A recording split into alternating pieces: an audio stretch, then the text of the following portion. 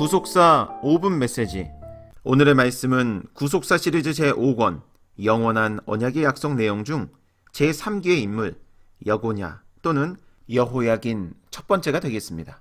마태복음 1장 11절에서 12절 말씀 볼 때 예수 그리스도의 족보 제3기의 첫 번째 인물은 여고냐라고 말씀하고 있습니다. 마태복음 1장 11절과 12절 말씀, 바벨론으로 이거할 때에 요시야는 여고냐와 그의 형제를 낳으니라. 바벨론으로 이거한 후 여고냐는 스알디엘을 낳고, 이렇게 말씀하고 있습니다.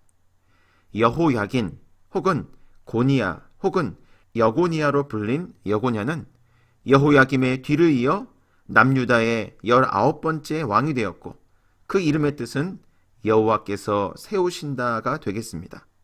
첫째로 여호야긴은 하나님 보시기에 악을 행하였습니다.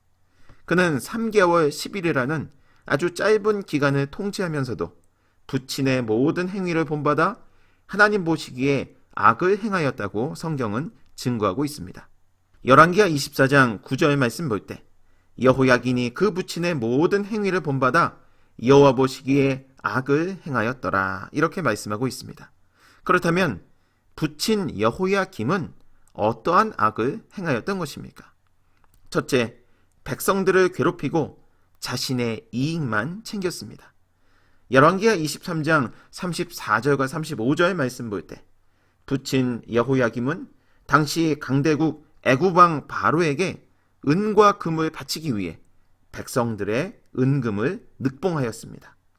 열왕기하 23장 35절 하반절 말씀 볼 때 국민 각 사람의 힘대로 액수를 정하고 은금을 늑봉하였더라, 이렇게 말씀하고 있습니다.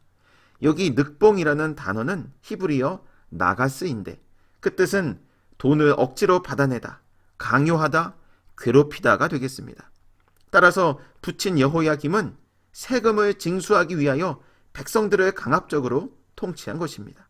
그런데 더욱 기가 막힌 사실은 이렇게 강력하게 세금을 걷어서 단지 애굽에 바치기만 한 것이 아니라 자신을 위해서 호화로운 궁전을 지었던 것입니다. 예레미야 22장 14절 말씀 볼 때 내가 나를 위하여 광대한 집과 광활한 다락방을 지으리라 하고 자기를 위하여 창을 만들고 그것에 백향목으로 입히고 붉은 빛으로 칠하도다, 이렇게 말씀하고 있습니다. 여호야김은 나라가 망하는 위기 가운데 설상가상으로 애굽에게 엄청난 물질을 바쳐야 하는 국난 속에서도 왕궁을 화려하게 치장하여 자신의 왕권을 과시하려는 헛된 사치와 안일함에 사로잡혀 있었던 것입니다. 둘째, 하나님의 선지자를 핍박하고 죽였습니다. 당시 우리야 선지자는 예루살렘 성과 그 땅의 멸망에 대하여 하나님의 이름으로 예언을 하였습니다. 그런데 이 말씀을 듣고 기분이 나쁜 부친 여호야김은 그를 죽이려 했던 것입니다. 그러자 우리야 선지자는 애굽으로 도피하였습니다. 그러나 부친 여호야김이 보낸 사람들에 의하여 우리야 선지자는 애굽에서 잡혀 왕에게로 끌려왔습니다.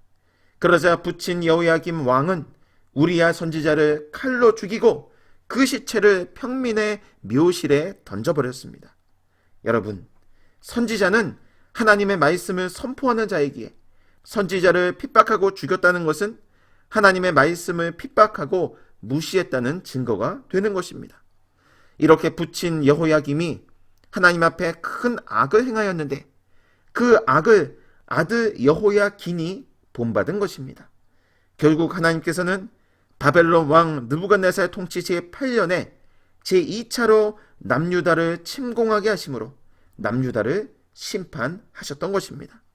그래서 여호야긴은 모친과 신복과 방백들과 내시들과 함께 바벨론 왕에게 항복하였지만 왕을 비롯한 남유다의 핵심적 지도자들이 모두 바벨론으로 사로잡혀가게 되었고 빈천한 자 외에는 그 땅에 남은 자가 없을 정도였던 것입니다. 사랑하는 성도 여러분, 이처럼 하나님 보시기에 악을 행한 자는 결국 하나님의 심판을 받게 되어 있는 것입니다. 그러나 선을 행하면 영원히 살고 영원히 하나님의 보호를 받는 축복이 임하는 것입니다. 시편 37편 27절과 28절 말씀 볼 때 악에서 떠나 선을 행하라. 그리하면 영영이 거하리니 여호와께서 공의를 사랑하시고 그 성도를 버리지 아니하심이로다. 저희는 영영이 보호를 받으나 악인의 자손은 끊어지리로다. 이렇게 말씀하고 있습니다. 오늘 하루도 악에서 떠나 선을 행함으로 복을 받는 은혜가 있기를 주님의 이름으로 축원합니다.